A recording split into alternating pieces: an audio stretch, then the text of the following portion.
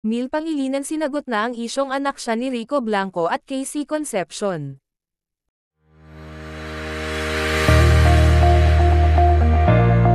Alam ng karamihan na si Casey Concepcion at Mil Pangilinan ay magkapatid, anak sila ni Mega Sharon Cuneta. Iba nga lang sila ng ama. Ilang taon na nga ang nakalipas nang maghiwalay sina Casey Concepcion at Rico Blanco. Tungkol ito sa naging relasyon noon nina Casey Concepcion at Rico Blanco at isa sa mga napag-usapan dito ay ang tsismis noon na nagkaroon umano ng anak ang ex-couple. Bagamat may nakalagay na truth or fiction, ay naging curious ang netizens kung ano talaga ang dahilan kung bakit biglang naghiwalay sina Casey at Rico, bukod pa sa hanggang ngayon ay hindi pa raw okay ang dalawa. Samantala, binasag na ni Mil Pangilinan ang mga kumakalat na espekulasyon na di umano'y anak siya ng singer-songwriter na si Rico Blanco.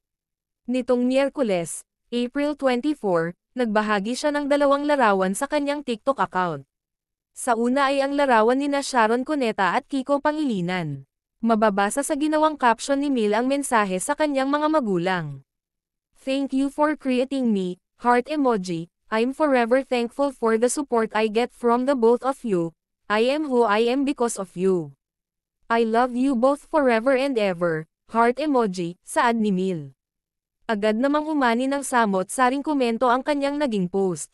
Hirit ng isang netizen kay Mil, anak daw yan ni Rico Blanco, laughing in tears emojis. Tila sinakian na lang ito ng dalaga at sinabing, hindi daw sabi niya. Samantala, may mga netizens naman na nagsabing huwag na lamang pansinin ni Mil ang mga hindi magagandang comment ng ibang netizen.